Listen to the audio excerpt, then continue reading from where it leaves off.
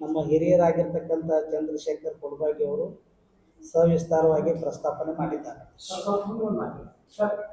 ಈ ಸಂವಿಧಾನದ ಪ್ರಕಾರ ಪರಿಶಿಷ್ಟ ಜಾತಿ ಪರಿಶಿಷ್ಟ ಪಂಗಡಕ್ಕೆ ಸೇರಿದ ಜನರುಗಳಿಗೆ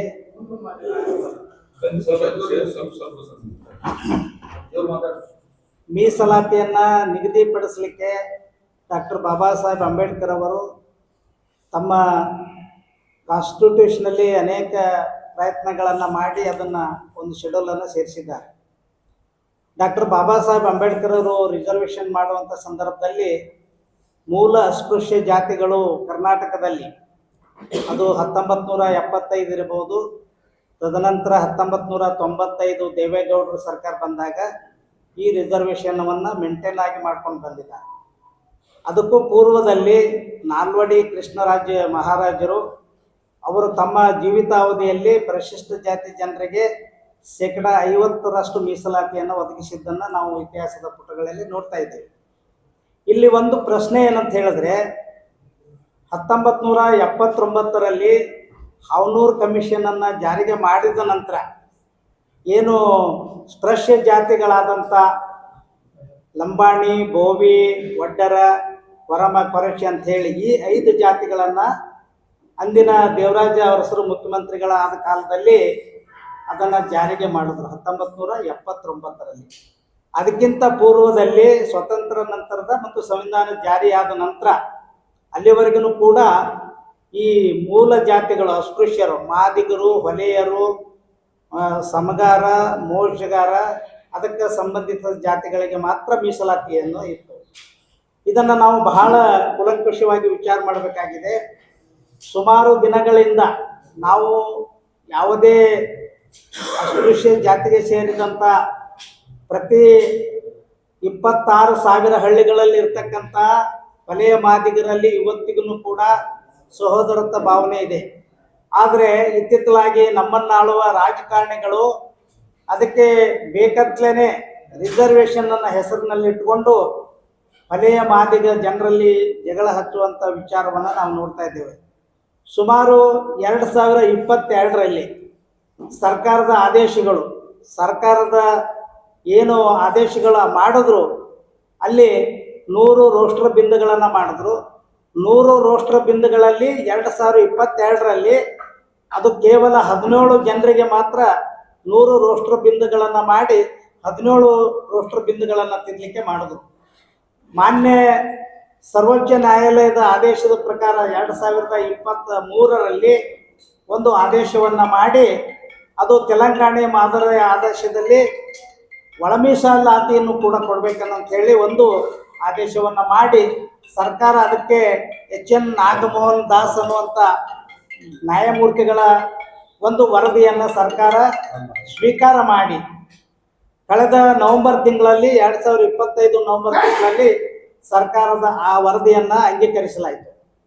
ಅಂಗೀಕರಿಸಿದ ಮೇಲೆ ಸುಮಾರು 56,600 ಚಿಲ್ಲರೆ ಇರ್ತಕ್ಕಂಥ ಪರಿಶಿಷ್ಟ ಜಾತಿ ಜನಗಳಿಗೆ ಇಂಟರ್ ರಿಸರ್ವೇಷನ್ ಏನು ಕೊಡಬೇಕಂತ ಹೇಳಿ ವರದಿ ಸಿದ್ಧಪಡಿಸ್ತೋ ಅದನ್ನು ಅವತ್ತು ಸಂಪುಟ ಸಭೆಯಲ್ಲಿ ಸುದೀರ್ಘವಾಗಿ ಚರ್ಚೆ ಮಾಡಿ ಏನು ನಾಗಮೋಹನ್ ವರದಿಯನ್ನು ಅಂತಂದರೆ ಮಾದಿಗ ಜಾತಿಗೆ 6%, ವಲಯ ಜಾತಿಗೆ 5%, ಇನ್ನುಳಿದ ಜಾತಿಗೆ 3 ಚಿಲ್ಲರೆ ಮಾಡಿ ಅದನ್ನು ಸರ್ಕಾರಕ್ಕೆ ವರದಿಯನ್ನು ಒಪ್ಪಿಸಿದ್ರು.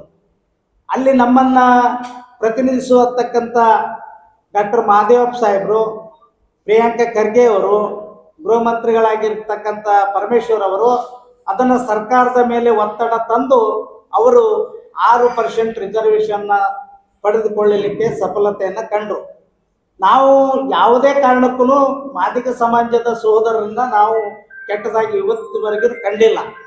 ಆದರೆ ಇತ್ತಿತ್ತಲಾಗಿ ಒಬ್ಬ RSSನ ಚಡ್ಡಿಯನ್ನು ಹೊತ್ಕೊಂಡಿರ್ತಕ್ಕಂಥ ಇವತ್ತಿಗೆ ಬೆಳಕಿಗೆ ಬಂದಿರತಕ್ಕಂಥ ಭಾಸ್ಕರ್ ಪ್ರಸಾದ್ ಅನ್ನುವಂಥ ಒಬ್ಬ ಅನ್ಪಾರ್ಲಿಮೆಂಟರಿ ವರ್ಡನ್ನು ಯೂಸ್ ಮಾಡಿ ನಮ್ಮ ಜನಗಳ ಮನಸ್ಸನ್ನು ಅವರ ರೊಚ್ಚಿಗೇಳಿಸುವಂಥ ಪ್ರಸಂಗವನ್ನು ತಂದಿದ್ದಾನೆ.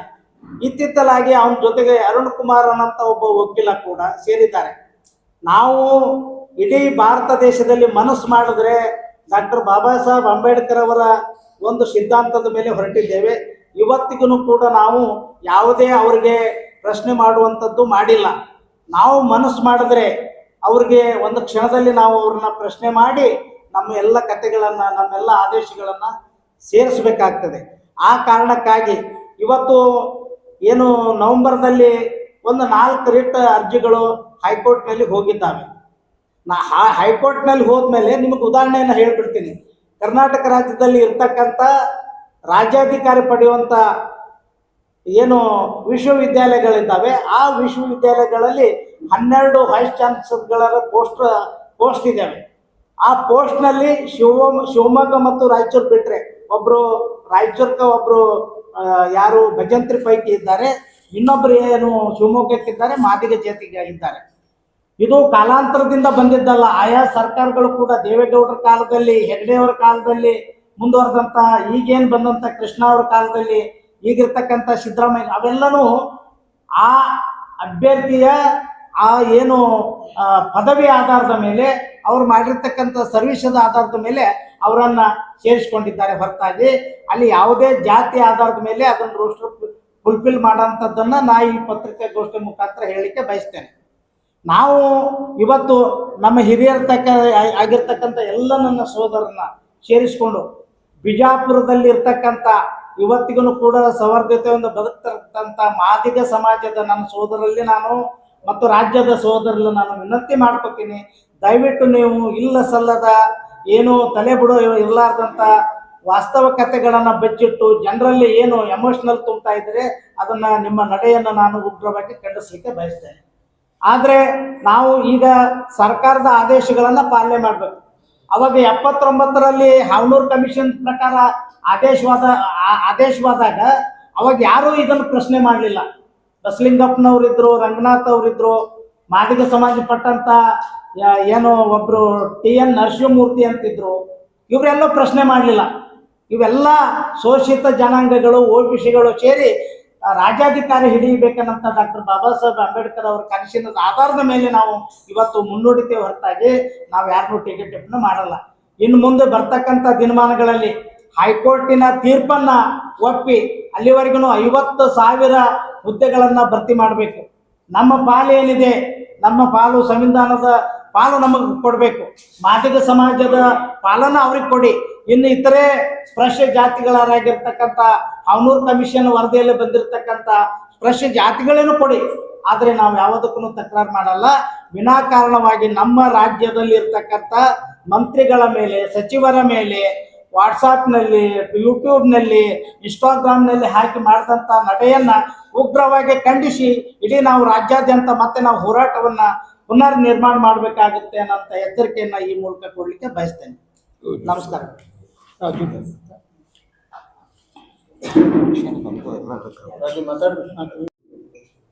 ಈ ಒಳ ಮೀಸಲಾತಿ ಮತ್ತು ಈ ಹುದ್ದೆಗಳ ನೇಮಕಾತಿ ಕುರಿತಾಗಿ ಸವಿವರವಾಗಿ ಮಾತನಾಡಿದ್ದಾರೆ. ಇಂದು ನಾವು ಸಾಮಾಜಿಕ ಜಾಲತಾಣಗಳಲ್ಲಿ ಹಾಗೂ ಸಮೂಹ ಮಾಧ್ಯಮಗಳಲ್ಲಿ ಕೆಲವೊಬ್ಬ ವ್ಯಕ್ತಿಗಳು ನಮ್ಮ ಸಮುದಾಯಕ್ಕೆ ಸಂಬಂಧಿಸಿದ ಶಾಸಕರ ಕುರಿತಾಗಿ ಮಾತ್ರ ಟಾರ್ಗೆಟನ್ನು ಮಾಡಿ ಅವರಿಗೆ ಅಸಂವಿಧಾನಿಕ ಪದಗಳನ್ನು ಬಳಸುವುದರ ಮುಖಾಂತರ ಈ ಸಮಾಜಕ್ಕೆ ಒಂದು ಕೆಟ್ಟ ಸಂದೇಶವನ್ನು ನೀಡುತ್ತಿದ್ದಾರೆ. ಅದನ್ನು ಖಂಡಿಸುವ ಸಲುವಾಗಿ ನಾವು ಈ ಪತ್ರಿಕಾಗೋಷ್ಠಿಯನ್ನು ಮಾಡ್ತಾ ಇದ್ದೀವಿ. ಇಲ್ಲಿಯವರೆಗೆ ಮೀಸಲಾತಿ ಹಾಗೂ ಒಳ ಮೀಸಲಾತಿ ಬೆಳೆದು ಬಂದ ರೀತಿ ಹಾಗೂ ಅನೇಕ ವರದಿಗಳು ಸಲ್ಲಿಸಿದಂಥ, ಅನೇಕ ಸಮಿತಿಗಳು ಸಲ್ಲಿಸಿದಂಥ ವರದಿಗಳನ್ನು ಆಧರಿಸಿ ಇವತ್ತು ಕೊನೆಯದಾಗಿ ಒಳ ಮೀಸಲಾತಿಗೆ ತೆಲಂಗಾಣದ ನಂತರ ಇಡೀ ದೇಶದಲ್ಲಿಯೇ ಕರ್ನಾಟಕ ರಾಜ್ಯದಲ್ಲಿ ಒಳ ಮೀಸಲಾತಿಯನ್ನು ಅಂಗೀಕಾರ ಮಾಡಿದೆ. ಆದರೆ ನಮ್ಮ ಹಿರಿಯರಾಗಿರ್ತಕ್ಕಂಥ ಇಲ್ಲಿವರೆಗೆ ಮಾತನಾಡಿರ್ತಕ್ಕಂಥ ಅಭಿಷೇಕ್ ಚಕ್ರವರ್ತಿ ಅವರು ಹೇಳಿದ ಹಾಗೆ ಈ ರೋಸ್ಟರ್ ಬಿಂದು ಅಳವಡಿಕೆಯಲ್ಲಿ ಏನು 6 ಅಂತಕ್ಕಂಥ ಏನು ವಲಯ ತತ್ಸಂಬಂಧಿತ ಜಾತಿಗಳಿಗೆ 6%, ಮಾದಿಗ ಸಂಬಂಧಿತ ಜಾತಿಗಳಿಗೆ 6% ಅಂತಕ್ಕಂಥ ವಿಷಯದಲ್ಲಿ ಈಗ ಇರ್ತಕ್ಕಂಥ ಈ ಒಳ ಮೀಸಲಾತಿ ಆಧಾರದಲ್ಲಿ ಈಗೇನು 56,000 ಹುದ್ದೆಗಳನ್ನು ಭರ್ತಿ ಮಾಡಬೇಕು ಅಂತಕ್ಕಂಥ ಉದ್ದೇಶದಲ್ಲಿ ಈ ರೋಸ್ಟರ್ ಬಿಂದುಗಳ ಪ್ರಕಾರ ನಮಗೆ ಏನು ವಲಯ ತತ್ಸಂಬಂಧಿತ ಜಾತಿಗಳಿಗೆ ಅನ್ಯಾಯ ಆಗ್ತಕ್ಕಂಥ ವಿಚಾರ ಇದೆ. ಇಲ್ಲಿ ನಾವು ಅನೇಕ ಅವಕಾಶಗಳನ್ನು ಕಳೆದುಕೊಳ್ಳುವಂಥ ಅವಕಾಶ ಇದೆ. ಅದಕ್ಕಾಗಿ ಅದರಲ್ಲಿರುವ ನ್ಯೂನತೆಗಳನ್ನು ಸರಿಪಡಿಸಿ ಮಾಡಬೇಕು ಅಥವಾ ಹಳೆಯ ಮೀಸಲಾತಿಯ ಪ್ರಕಾರನೇ ಇದನ್ನು ಮಾಡಬೇಕು ಅಂತಕ್ಕಂಥದ್ದು ನಮ್ಮ ಹಕ್ಕೊತ್ತಾಯ ಇದೆ. ಆದರೆ ಇದಕ್ಕೆ ಒಂದು ಅವಕಾಶವನ್ನು ಕೊಡಬೇಕು. ಕೇವಲ ಏನು ಒಂದು ವಲಯ ಮತ್ತು ಮಾದಿಗ ಸಮುದಾಯಗಳನ್ನು ಒಡೆದು ಹಾಕಬೇಕು ಅಂತಕ್ಕಂಥ ರಾಜಕೀಯ ಉದ್ದೇಶದ ಪ್ರಕಾರನೇ ಮಾತ್ರ ಒಂದು ಯಾವುದೋ ಒಂದು ಏನು RSSನ ಒಂದು ನಿರ್ದೇಶನದಂತೆ ಈ ವಲಯ ಸಂಬಂಧಿತ ರಾಜಕೀಯ ವ್ಯಕ್ತಿಗಳಿಗೆ ಮಾತ್ರ ಟಾರ್ಗೆಟ್ ಅನ್ನು ಮಾಡಿ ಮಾತನಾಡ್ತಕ್ಕಂಥದ್ದು ಇದು ಒಳ ಮೀಸಲಾತಿಗಾಗಿ ಅಲ್ಲ. ಇಲ್ಲಿ ಏನು ಈ ಮೀಸಲು ಪಡಿತಿರ್ತಕ್ಕಂಥ ವಲಯ ಮತ್ತು ಮಾದಿಗ ಜಾತಿಗಳನ್ನು ಹೊಡಿತಕ್ಕಂಥದ್ದು ಒಂದೇ ಒಂದು ಉದ್ದೇಶವಾಗಿದೆ ಅಂತಕ್ಕಂಥದ್ದು. ಇಲ್ಲಿ ನಾವು ನಮ್ಮ ಹಿರಿಯರು ಹೇಳಿದ ಹಾಗೆ ಎಲ್ಲರೂ ಒಕ್ಕಟ್ಟಾಗಿ, ಯಾಕೆಂತಂದ್ರೆ ಇಲ್ಲಿಯವರೆಗೆ ಮೀಸಲಾತಿಯಲ್ಲಿ ಯಾವುದೇ ಭಿನ್ನಾಭಿಪ್ರಾಯ ನಮ್ಗೆ ಬಂದಿಲ್ಲ. ಎಲ್ಲರೂ ಸರಿಸಮಾನವಾಗಿ ಮೀಸಲಾತಿಯನ್ನ ಪಡೆದುಕೊಂಡಿದ್ದೀವಿ. ನಮ್ಮ ಅರ್ಹತೆಯ ಮೇಲೆ, ಯೋಗ್ಯತೆಯ ಮೇಲೆ ಇದನ್ನು ನಾವು ಮೀಸಲಾತಿಯನ್ನ ಪಡೆದುಕೊಂಡು ಬಂದಿದ್ದೇವೆ. ಬಟ್ 1979 ನಂತರ ಕೆಲವೊಂದು ಸ್ಪೃಶ್ಯ ಜಾತಿಗಳು ಪರಿಶಿಷ್ಟ ಜಾತಿಯಲ್ಲಿ ಸೇರಿಕೊಂಡು ನಮಗೆ ಅನ್ಯಾಯವಾದಾಗ ಈ ಒಳ ಮೀಸಲಾತಿ ಬೇಕು ಅಂತಕ್ಕಂಥದ್ದು ನಾವು ಹೋರಾಟವನ್ನು ಮಾಡ್ತಾ ಬಂದಿದ್ದೀವಿ. ಇಲ್ಲಿ ಈಗ ನಾವು ಅಂಗೀಕಾರ ಮಾಡಿಕೊಂಡಿರ್ತಕ್ಕಂಥ ಒಳ ಮೀಸಲಾತಿ ಕೆಲವು ನ್ಯೂನತೆಗಳನ್ನು ತೊಡೆದು ಹಾಕುವಲ್ಲಿ ಏನು ಸಮಿತಿಗಳು ಸ್ಪಷ್ಟ ನಿರ್ದೇಶನ ನೀಡಿದ ಕಾರಣ ಮತ್ತೆ ಈ ಒಂದು ಹಳೆಯ ಮೀಸಲಾತಿ ಪ್ರಕಾರನೇ ಇವುಗಳನ್ನ ತುಂಬಬೇಕು ಅಂತ ಹೇಳತಕ್ಕಂಥದ್ದು ಒಂದು ಸರ್ಕಾರದ ನಿಲುವಾಗಿದೆ. ಇದನ್ನು ಖಂಡಿಸಿ ಮಾದಿಗ ಸಮುದಾಯ ಹೋರಾಟವನ್ನ ಮಾಡ್ತಾ ಇದೆ. ಅದರ ಜೊತೆಗೆ ಎಲ್ಲ ನಮ್ಮ ಏನು ಒಳ ಮೀಸಲಾತಿಯನ್ನು ಪಡೆದುಕೊಳ್ತೀವಿ ಅವೆಲ್ಲ ಜಾತಿಗಳು ನಾವು ಅದಕ್ಕೆ ಸಪೋರ್ಟ್ ಮಾಡ್ತೀವಿ. ಆದರೆ ಅಸಂವಿಧಾನಿಕ ಪದವನ್ನು ಉಪಯೋಗ ಮಾಡಿಕೊಂಡು ಈ ಒಂದು ಛಲವಾದಿ ಸಮುದಾಯಕ್ಕೆ ಸಂಬಂಧಿಸಿದ ರಾಜಕೀಯ ವ್ಯಕ್ತಿಗಳ ಮೇಲೆ ಗೂಬೆ ಕೂರಿಸ್ತಕ್ಕಂಥದ್ದು ಅಥವಾ ಏಕವಚನದಲ್ಲಿ ಮಾಡ್ತಕ್ಕಂಥದ್ದು, ಇದನ್ನ ಮಾಡಿದರೆ ಮತ್ತೆ ಈ ಸಮುದಾಯ ಹೋರಾಟದ ಹಾದಿಯನ್ನ ಹಿಡಿಬೇಕಾಗ್ತದೆ ಅಂತಕ್ಕಂಥ ಎಚ್ಚರಿಕೆಯನ್ನ ಹಿರಿಯರು ನೀಡಿದ್ದಾರೆ. ನಾವು ಸರ್ಕಾರಕ್ಕೆ ಆಗ್ರಹವನ್ನ ಮಾಡ್ತಾ ಇದ್ದೀವಿ. ನೀವು ಈ ನ್ಯೂನತೆಗಳನ್ನು ಸರಿಪಡಿಸಿ ಒಳ ಮೀಸಲಾತಿಗೆ ವಲಯ ಮತ್ತು ಮಾದಿಗ ಜನಾಂಗಕ್ಕೆ ಸರಿಸಮಾನ ಅವಕಾಶಗಳನ್ನು ಕಲ್ಪಿಸಿಕೊಡ್ಬೇಕೆಂದು ನಾವು ಈ ವೇದಿಕೆ ಮುಖಾಂತರ ಆಗ್ರಹವನ್ನ ಮಾಡ್ತೇವೆ. ಒಂದು ಎಕ್ಸಾಂಪಲ್ ಹೇಳ್ಬಿಡ್ತೀನಿ ಅಂತ, ಕೊನೆ ಬಾರಿ 560 ಪೋಸ್ಟ್ ಕಾಲ್ ಮಾಡಿದ್ರು. ಅದ್ರೊಳಗೆ 6 ಮತ್ತು 5 ಪ್ರಕಾರ ABC ಅಂತ ವರ್ಗೀಕರಣ ಮಾಡಿದ್ರು. ಆ ವರ್ಗೀಕರಣದಲ್ಲಿ ರೋಸ್ಟರ್ ಬಿಂದುವಿನಲ್ಲಿ ಏನು ವ್ಯತ್ಯಾಸ ಆಗಿತ್ತಲ್ಲ, ಅದ್ರೊಳಗೆ 560 ಪೋಸ್ಟ್ ಒಳಗ್ರಿ 17% ಏನೋ ವರ್ಗೀಕರಣ ಮಾಡಿದ್ರು. ಅದ್ರೊಳಗೆ 71 ಪೋಸ್ಟ್ ವರ್ಗಕ್ಕೆ ಅಂದ್ರೆ ಮಾದಿಗ ಸಂಬಂಧಿತ ಜಾತಿಗೆ ಹೋಗಿತ್ತು. 21 ಪೋಸ್ಟ್ B ವರ್ಗ ಅಂದ್ರೆ ದಲಿತ ಬಲಗೈ ಸಮುದಾಯ ಸಂಬಂಧಿತ ಜಾತಿಗೆ ಹೋಗಿತ್ತು. ಆಮೇಲೆ 14 ಇಡೀ C ವರ್ಗ ಅಂದ್ರೆ ಸುಮಾರು ಕೊರಮ, ಕೊರಚ, ಕೊಲಂಬ ಜಾತಿಗಳೇನಿದಾವೆ ಎಲ್ಲರಿಗೂ ಸೇರಿ ಇದಾಗಿದೆ. ನಾವು ಒಳ ಮೀಸಲಾತಿನ ಎಲ್ಲೂ ವಿರೋಧ ಮಾಡಿಲ್ಲ. ನಾವು ಇಡೀ ದಲಿತ ಸಮುದಾಯ ಒಳ ಮೀಸಲಾತಿ ಬೇಕು ಅಂತಾನೆ ನಾವು ಹೋರಾಟ ಮಾಡಿದ್ವಿ. ಒಳ ಮೀಸಲಾತಿ ಬೇಕು. ಅದ್ರಲ್ಲಿ ರೋಸ್ಟರ್ ಬಿಂದುವಿನಲ್ಲಿ ಏನಾಗಿತ್ತಿಲ್ಲ ತಾರತಮ್ಯ, ಅದನ್ನ ಸರಿಪಡಿಸಿ ನೀವು ಮತ್ತೆ ನೇಮಕಾತಿ ಮಾಡ್ರಿ ಅನ್ನೋ ನಮ್ದು ಒತ್ತಾಯ ಅಷ್ಟೇ. ಇವತ್ತು ಭಾಸ್ಕರ್ ಪ್ರಸಾದ್ ಅವರು ಹೇಳೋ ಪ್ರಕಾರ ನಾವು ಯಾವತ್ತೂ ಒಳ ಮೀಸಲಾತಿ ಇಲ್ಲ, ಬೇಡ ಅಂತ ಎಲ್ಲೂ ಹೇಳಿಲ್ಲ. ಹಿಂದೆ ಕೂಡ ಕೊಲಂಬ ಜಾತಿಗಳನ್ನ ಇವರು ಸದಾಶಿವ ಆಯೋಗದ ವರದಿ ಜಾರಿಯಾಗಿದ್ರೆ ಇವೆಲ್ಲ ಜಾತಿಗಳು ಪರಿಶಿಷ್ಟ ವರ್ಗದಿಂದ ಪರಿಶಿಷ್ಟ ಜಾತಿಯಿಂದ ಹೊರಗೆ ಹೋಗ್ತಾ ಇದ್ವು. ಅದನ್ನು ಕೂಡ ದಲಿತ ಸಮುದಾಯ ಅವರು ಕೂಡ ನಮ್ಮ ಅಣ್ತಮ್ಮರು ಅವ್ರು ನಮ್ಮ ಜೊತೆಗಿದ್ದಾರೆ ಅನ್ನೋ ಕಾರಣಕ್ಕೆ ಅವ್ರಿಗೂ ಮೀಸಲಾತಿ ಸಿಗ್ಲಿ ಅಂತ ಹೇಳ್ತೀವಿ. ಎಡಗೈ ಸಮುದಾಯದವರು ಅವ್ರನ್ನ ಹೊರಗಿಡ್ಬೇಕನ್ನುವಂತ ಹುನ್ನಾರ ಕೂಡ ಅವ್ರು ಮಾಡಿದ್ರು. ಬಟ್ ಇವತ್ತಿಗೂ ಕೂಡ ನಾವು ಬಹಳ ಸ್ಪಷ್ಟವಾಗಿದ್ದೀವಿ, ಒಳ ಮೀಸಲಾತಿ ಬೇಕು. ಆದ್ರೆ ರೋಸ್ಟರ್ ಬಿಂದುವಿನಲ್ಲಿ ಏನ್ ಇವತ್ತು ತಾರತಮ್ಯ ಆಗಿತ್ತು ಆ ತಾರತಮ್ಯ ಸರಿಪಡಿಸ್ರಿ. ಆಮೇಲೆ ನಮಗೆ 6% ಏನ್ ಬರ್ಬೇಕಾಗಿತ್ತು ಪೋಸ್ಟ್ ನಲ್ಲಿ ಬಂದಿಲ್ಲ ಅನ್ನೋ ಕಾರಣಕ್ಕೆ ನಾವು ಅದನ್ನ ರದ್ದುಪಡಿಸಿ ಮತ್ತೆ ನೀವು ವಾಪಸ್ ಕಾಲ್ ಮಾಡೋಣ ಅನ್ನುವಂಥದ್ದು ನಾವು ಎಲ್ಲರೂ ಕೂಡ ನಾವು ಇವತ್ತು ಬಲಗೈ ಸಮುದಾಯದ ಒಮ್ಮತದ ಹೌದು. ಅವರು ಇವತ್ತಿಗೆ ರೋಸ್ಟರ್ ಬಿಂದುವಿನಲ್ಲಿ ಆಗಿತ್ತು ಅದು ಸರಿ ಇದೆ ನಮ್ಗೆ ಕೊಡಿರ್ತಾರೆ. ಹಾಗಿದ್ರೆ 560 ಪೋಸ್ಟ್ ಅಲ್ಲಿ ನಮ್ಗೆ 6% ಸಿಗ್ಬೇಕಾಗಿತ್ತು, 3.75% ಸಿಗ್ತಾ ಇದೆ ನಮ್ಗೆ ಬಲಗೈ ಸಮುದಾಯ. ಅವರಿಗೆ ಎಡಗೈ ಸಮುದಾಯ ಅಂದ್ರೆ 12.66% ಸಿಗ್ತಾ ಇದೆ. ಅಂದ್ರೆ ಸಾಮಾಜಿಕ ಎಲ್ಲಿ ಬಂತೀವಿ? ಅವ್ರ ವಾದ ಏನೋ ನೀವು ದಲಿತರು ಬಲಗೈ ಸಮುದಾಯದ್ರು ಮುಂದುವರೆದಿದ್ದೀರಿ, ನೀವು ಶಿಕ್ಷಣದಲ್ಲಿ ಮುಂದಿದ್ದೀರಿ, ಸಾಮಾಜಿಕವಾಗಿ ಮುಂದಿದ್ದೀವಿ ಅಂದ್ರೆ ನಾವು ಶಿಕ್ಷಣಕ್ಕೆ ಒಳಗಾಗಿವಲ್ರಿ. ಮಾದಿಗರು ಅಷ್ಟೇ ಆಗಿಲ್ಲ, ಹೋರಾಟಗಳ ಸಾಕಷ್ಟು ದಲಿತ ಬಲಗೈ ಸಮುದಾಯದ್ರು ಇವತ್ತು ಕೂಡ ಮಾಡ್ತಾ ಇದ್ವಿ. ಆದ್ರೆ ಭಾಸ್ಕರ್ ಪ್ರಸಾದ್ ಒಬ್ಬ RSS ಏಜೆಂಟ್. ಅವನು RSS ನವ್ರ ಮಾಧುಸ್ವಾಮಿ ಆಯೋಗದಲ್ಲಿ ಕಾರಜೋಳ ಅವರು ಇದ್ರು. ಅವಾಗ ಬಲಗೈ ಸಮುದಾಯಕ್ಕೆ ಅನ್ಯಾಯ ಮಾಡಿದ್ರು. 6% ಮಾದಿಗರು ಕೊಡ್ತಾರ, 5.5% ದಲಿತ ಸಮುದಾಯದ ಎಡಗೈ ಬಲಗೈ ಸಮುದಾಯ ಕೊಡ್ತಾರ, 4.5% ಇನ್ನೊಂದು ಕೊಡ್ತಾರ, 1% ಅವರು ಸುಮಾರು ಒಂದು 60-70 ಜಾತಿಗಳಿಗೆ ಅವ್ರು ಸೇರಿಸಿ ಕೊಡ್ತಾರೆ. ಅಂದ್ರೆ ಇವರು ಇಂಟೆನ್ಷನ್ ಕ್ಲಿಯರ್ ಆಗಿತ್ತಲ್ಲ ಕಾರಜೋಳ ಅವ್ರದ್ದು, ದಲಿತ ಸಮುದಾಯದ ಬಲಗೈ ಸಮುದಾಯ ತುಳಿಯೋದು ಇಂಟೆನ್ಷನ್ ಕ್ಲಿಯರ್ ಆಗಿತ್ತು.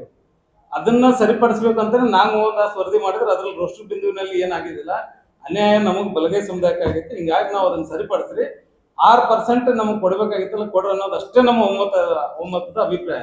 ಅದು ಬಿಟ್ಟು ಇವರು ಇಲ್ಲ ಮಾದೇವಪ್ಪ ಅದು ನೋಡಿದ್ವಿ ಇಂಥದ್ದೆಲ್ಲ ಮಾತಾಡೋದು. ಸರ್ಕಾರದ ಭಾಗವಾಗಿರ್ತಕ್ಕಂಥ ಮುನಿಯಪ್ಪ ಮತ್ತೆ ಎಚ್ ಆಂಜನೇಯ ಮತ್ತೆ RB ತಿಮ್ಮಪ್ಪರು ಸಮುದಾಯದ ಪರವಾಗಿ ಹೆಂಗಿದಾರೋ ನಮ್ಮವರು ಇರ್ಬೇಕಾಗ್ತದೆ, ನಮ್ಮ ಸಮುದಾಯ ಪರವಾಗಿ. ಅವ್ರ ಅಟ್ಟೆ ಮಾದಿಗ ಜೊತೆ ಇಲ್ಲಿ ಹುಟ್ಟಿದ್ದೀನಿ ಅವ್ರು ಮಾಡ್ಬೇಕು, ನಾವು ಮಾಡೋದು ತಪ್ಪಾಗ್ತದೆ ಅಂತ ಯಾಕೆ ಅನ್ಕೋತಾರೆ ಇವರು? ಆದ್ರೂ ನಾವು ದಲಿತ ಬಲಗೈ ಸಮುದಾಯದವರು ಯಾವತ್ತೂ ಯಾರನ್ನೂ ತೆಗಳಿಲ್ಲ, ಯಾರನ್ನೂ ಅವ್ರ ಬಗ್ಗೆ ಅವ್ರು ಕೆಟ್ಟದಾಗಿ ಮಾತಾಡಿಲ್ಲ. ಅದಕ್ಕೋಸ್ಕರ ನಾವು ಹೇಳೋದಿಷ್ಟೇ, ರೋಸ್ಟರ್ ಬಿಂದುವಿನಲ್ಲಿ ಅನ್ಯಾಯ ಆಗಿರ್ತೈತಿ ದಲಿತ ಬಲಗೈ ಸಮುದಾಯಕ್ಕೆ. ಅದನ್ನ ಸರಿಪಡಿಸಿ ನಮ್ಗೆ 6% ಕೊಡ್ರಿ ಅನ್ನೋದು ಅಷ್ಟೇ ಒತ್ತಾಯ ನಮ್ದು. ಇವತ್ತು ಕೋರ್ಟ್ ನಲ್ಲಿ ಕೇಸ್ ಇರೋದ್ರಿಂದ ಅದು ಸರ್ಕಾರ ಮತ್ತೆ ಕೋರ್ಟ್ ತೀರ್ಮಾನ ಮಾಡ್ಬೇಕಾಗಿರೋದ್ರಿಂದ ಅದು ಎಷ್ಟು ಮುಂದಕ್ಕೆ ಹೋಗುತ್ತೆ ಅಂತೇಳಿ, ಬಟ್ ಅದನ್ನ ಇಡಿಯಾಗಿ ತಗೊಂಡ್ಬಂದು ನಮ್ಮ ಬಲಗೈ ಸಮುದಾಯ ಸಚಿವರ ಮೇಲೆ ಹಾಕೋದು ಇದು ಬಹಳ ಅಪರಾಧ ಮತ್ತು ಖಡಾಖಂಡಿತವಾಗಿ ಅದನ್ನ ಖಂಡಿಸ್ತೀವಿ ಅಂತ ಹೇಳಿ ಈ ಮೂಲಕ ನಾವು ಸುಮಾರು ಸಲ ನಮ್ಮ ಯಾವುದೇ ಒಂದು ಸರ್ಕಾರ ಬಂದಾಗ ಸಹಿತ ಸಮುದಾಯಗಳಿಗೆ ಅನ್ಯಾಯ ಆದಾಗ ನಾವೆಲ್ಲರೂ ಕೂತ್ಕೊಂಡು ಹೋರಾಟ ಮಾಡಿದ್ದು ತಮ್ಗೆಲ್ಲ ಗೊತ್ತಿದೆ. ನಾವು ಮಾಡಿದ್ದೇವೆ. ಈ SCP ಫಂಡ್ ಸರಿಯಾಗಿ ಸತ ನಾವು ವಿರೋಧ ಮಾಡಿದ್ದೇವೆ, ಪತ್ರಿಕಾ ಹೇಳಿಕೆಯನ್ನು ಕೊಟ್ಟಿದ್ದೇವೆ. ಆದ್ರೆ ಇದೇ ನಮ್ಮ ಕಾರಜೋಳ ಅವರು ಜಿಗ್ಜಿನಿ ಅವರು 2024ರಾಗ ನಮ್ನೆಲ್ಲರೂ ಚಲವಾದಿ ಸಮಾಜದವರು ನಾವು ನೀವೆಲ್ಲ ಅಂತಂದ್ರು ಕರ್ಕೊಂಡ್ ಸಭೆ ಮಾಡಿ ಮೀಟಿಂಗ್ ಮಾಡಿ ನಮ್ಮ ಸೇರನ್ನ ಸಮಾನವಾಗಿ ಹಂಚ್ಕೊಳ್ಳೋಣ ಅಂತ ಹೇಳಿದ್ದಪ್ಪ. ಅವ್ರ ಆತ್ಮಾಲೋಪನ ಮಾಡ್ಕೊಳ್ಳಿ, ನಮ್ನೆಲ್ಲಾ ಕರ್ಸಿ ಹಿರಿಯರನ್ನ ಕರ್ಸ್ಕೊಂಡ್ ಅವರೆಲ್ಲ ಒಂದು ಸಭೆ ಮಾಡ್ಯಾರ ಅವ್ರ ಮನಿ ಒಳಗೆ ಮುದೋಳ್ ಕರ್ಸ್ಯಾರ. ಇವೆಲ್ಲ ಬಿಟ್ಕೊಂಡು ಈಗ ಯಾವ್ದೋ ಒಂದು RSS ಕುತಂತ್ರಕ್ಕಾಗಿ ಯಾವ್ದೋ ಒಂದು BJP ಹಿತಾಸಕ್ತಿಗಾಗಿ ಈ ಒಂದು ಮೀಸಲಾತಿ ಬಗ್ಗೆ ದ್ವಂದ್ವ ನೀತಿ ಮಾಡ್ಕೊಂಡು ಸಮಾಜ ನೋಡೋದು ಯಾವ ಇದು ರೀ ನ್ಯಾಯ ಇದು? ಇದು ನಮಗೆ ಮುಖ್ಯವಾಗಿ ಬಂದದ್ದು. ನಾವು ಹಳ್ಳಿಗಾಡಿನಲ್ಲಿ ಎಲ್ಲಾ ಪ್ರದೇಶಗಳಲ್ಲಿ ಇಡೀ ದೇಶದ ಹೊಲಿಮಾದಿಗಳು ನಾವು ಸೋದರ ಭಾವದಿಂದ ಇದ್ದೇವೆ. ನಾವು ರಕ್ತ ಸಂಬಂಧ ಸಹಿತ ಬೆಳೆಸ್ಲತ್ತೇವೆ. ಈಗ ಇದನ್ನ ಸಹಿಸಲಾರ್ದಂತ RSS BJP ಅವರು ರಾಜಕೀಯ ಕುತಂತ್ರದಿಂದ ಏನಾದ್ರು ಮಾಡಿ ನಮ್ಗೆ ಇವರು ಎರಡೂ ಸಮಾಜ ಹೊಡಿಬೇಕು, ಎಲ್ಲಾದ್ರೂ ಒಂದ್ ಕಡೆ ಹೋದ್ರಂದ್ರೆ ಇವ್ರು ನಮ್ಮ ದೇಶದಾಗ ನಮ್ ಹಿನ್ನಡೆ ಆಕತ್ತೆ ಅಂತ ಹೇಳಿದ್ರೆ RSS BJP ಅವರು ಇದ್ರದ್ದು ಒಂದು ಹುನ್ನಾರದಿಂದ ನಮ್ಮ ಸಮುದಾಯಗಳು ಹೊಡಿಲತ್ತೇವೆ. ಆದ್ರೆ ನಾವ್ ಎಂದಾದ್ರೂ ಎಷ್ಟು ಭಾಸ್ಕರ್ ಪ್ರಸಾದ್ ಅಂತವ್ರು ಇವ್ರು ಮಾತಾಡಿದಾಗ ನಾವೆಂದ್ರು ಕಾರಜೋಳ ಅವರು ತಿಮ್ಮಾಪುರ ಅವ್ರ ಬಗ್ಗೆ ಏನಾದ್ರು ಮಾತಾಡಿದ್ರೆ ನಮ್ಮ ಸಮುದಾಯದವ್ರು ಆತ್ಮಾಲೋಪನೆ ಮಾಡ್ಕೊಳ್ಳಿ, ಅವ್ರು ಇನ್ನ ವಿಚಾರ ಮಾಡ್ಕೊಳ್ಳಿ. ಇದು ಜಿಗ್ಜಿನಿ ಅವ್ರ ಬಗ್ಗೆ ಕಾರಜೋಳ ಅವ್ರ ಬಗ್ಗೆ ಏನ್ ಹೇಳ್ದೇವ್? ಅವ್ರು ಸಣ್ಣ ಹುಡುಗರಿಗೆ ನಾವು ನೀವು ಯಾರು ತಗೋತೀರಿ ತಗೋರಿ, ನಾವು 6% ನಮ್ಗೆ ಬೇಕಂತ ಹೇಳುವಾಗ ನಾವೇನಾದ್ರು ಅವ್ರು ಕೌಂಟರ್ ಮಾಡಿವೇನ್? ಇರ್ಲಿ, ಅವರು ನಮ್ಮ ಸೋದರದಾರ, ಆದ್ರೆ ಸಮಾನವಾಗಿರೋಣ ಅಂತ ಅನ್ನೋದು ನಮ್ಮ ಸಮಾಜದ ಒಂದು ಆದ್ಯತೆ. ನಾವ್ ಎಲ್ಲಿ ಅವ್ರನ್ನ ನಾವು ತೆಗಳಿಲ್ಲ, ಎಲ್ಲಿ ಇದು ಮಾಡಿಲ್ಲ. ಈ ಅನ್ಪಾರ್ಲಿಮೆಂಟರಿ ವರ್ಡ್ ಯಾರು ಯೂಸ್ ಮಾಡ್ತಾ ಇದ್ದಾರೆ ಈಗ? ಯಾರಾದ್ರೂ ಹಿನ್ನೆಲೆ ನಮ್ಗೆ ಗೊತ್ತಾಗದ್ರೆ ನಾವು ಮಾತಾಡಕ್ ಬರೋದಿಲ್ಲ? ನಾವು ಮಾತಾಡಕ್ ಬರ್ತದ. ಸಮುದಾಯದ ನಾವು ಏನಿದ್ದೇವೆ ಅಂದ್ರೆ ನಾವು ಆ ಸಮುದಾಯದ ಹುಟ್ಟು ಬಂದಂತ ನಮ್ಮ ಸಿದ್ಧಾಂತ ಇವ್ರು 30 ವರ್ಷ ಇದು ಮೀಸಲಾತಿ ಹೋರಾಟ ಮಾಡಿರ್ಬೋದು, ಅದಕ್ಕೆ ನಾವು ಬೆಂಬಲ ಆಗಿದ್ದೀವಿ. ಸುಮ್ ಕೂತೇವೆ ಅಂದ್ರೆ ನಾವು ಅದಕ್ಕೆ ಬೆಂಬಲ ಇಲ್ಲ ಅಂತ ಅಲ್ಲ, ಅದಕ್ಕೆ ಬೆಂಬಲ ಇದೆ ಅಂತ ಇದ್ದೀವಿ. 30 ವರ್ಷ ಹೋರಾಟಕ್ಕೆ ನಮ್ದು ಬೆಂಬಲ ಇದೆ. ಆದ್ರೆ ಈ ಮೀಸಲಾತಿ ಅವ್ರು ಏನ್ ಕೇಳ್ತಾರ, ಮೀಸಲಾತಿ ವಾರಸ್ದಾರ ನಾವೇ ಅಂತ ಕೇಳ್ತಾರೆ. ಇಲ್ಲಿ ಬಾಬಾ ಸಾಹೇಬರು ಬರ್ಲಿಲ್ಲ, ಬಸವಣ್ಣವರು ಬರ್ಲಿಲ್ಲ, ಶಾಹು ಮಹಾರಾಜ ಬರ್ಲಿಲ್ಲ, ಕೃಷ್ಣರಾಜ ಒಡೆಯರು ಬರ್ಲಿಲ್ಲ. ಇದೆಲ್ಲ ಇತಿಹಾಸ ಗೊತ್ತಿಲ್ಲಾರ್ದೆ ನಾವು ಮೀಸಲಾತಿ ಭಾರತ ದೇಶವನ್ನ ಚಿತ್ರ ಮಾಡೋ ನಿಟ್ಟಿನಾಗ ಇವ್ರು ಮಾತಾಡ್ತಾರ. ಈ ರೀತಿ ಮಾತಾಡಿದ್ರೆ ಹೆಂಗ್ರಿ? ಸಂವಿಧಾನ ಇವ್ರಿಗೆ ಗಣನೆಗಿಲ್ಲ. ಅದಕ್ಕೆ ದಯವಿಟ್ಟು ನಾ ಏನ್ ಹೇಳೋದಂದ್ರೆ, ಕಾರಜೋಳ ಇವ್ರು ಹಿನ್ನೆಲೆ ಏನ್ ಭಾಸ್ಕರ್ ಪ್ರಸಾದ್ ಅಂತವ್ರು, ಇವು ಏನು ವಕೀಲರು ಅಂತವ್ರು ಇವ್ರೇನ್ ಮಾತಾಡ್ತಾರಲ್ಲ, ಇವ್ರಿಗೆ ಬೀಗ ಹಾಕಿಸಿ ಬಾಯಿಗೆ ಇಲ್ಲಿದ್ರೆ ಅವ್ರೇನ್ ಚಿತ್ರದುರ್ಗದಲ್ಲಿ ಮಾಡ್ತಾರಲ್ಲ, ನಾವು ದೇಶದಾದ್ಯಂತ ಮಾಡ್ಬೇಕಾದ್ರೆ ನಾವು ಮಾಡೋದು ಮಾದಿಗರ ವಿರುದ್ಧ ಅಲ್ಲ, ನಾವು ಮಾಡೋದು RSS BJP ಇದ್ರ ಹಿನ್ನೆಲೆ ಯಾರಲ್ಲ ಅವ್ರ ವಿರೋಧ ಮಾಡ್ಬೇಕಾಗ್ತದೆ. ಈಗ ಅವರು ಮಾದಿಗ ಸಮುದಾಯದವರು